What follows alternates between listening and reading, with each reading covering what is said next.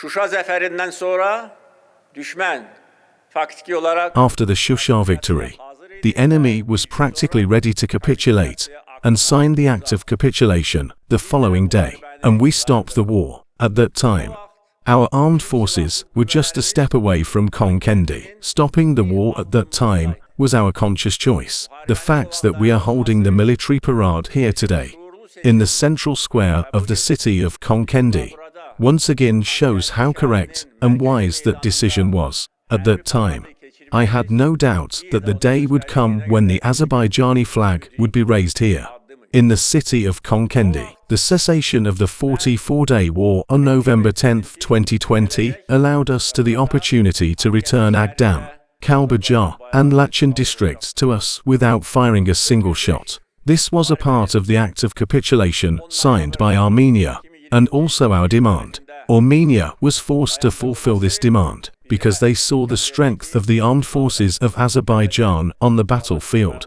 and the political determination of the leadership of Azerbaijan. The liberation of the Agdam, Laçın, and Kalbajar districts, without a single shot being fired, saved the lives of thousands of our young people. We would have liberated those districts on the battlefield anyway. However, the number of our martyrs could have been higher. After the Second Karabakh War, we further accelerated the process of army building without stopping for a single day, and did not conceal that. We immediately moved to all the important locations in the Karabakh region. At the same time, we took control of the Azerbaijan-Armenia border, which was under occupation for many years. We gradually improved our positions on the border and, as a result of various measures, gained the most favorable positions on most of the Azerbaijan-Armenia border. Why did we do that? Because we knew that revanchist forces were raising their head again in Armenia. We knew that the foreign forces standing behind Armenia and inciting them to act against us would give them provocative signals again. Therefore, we had to protect our border.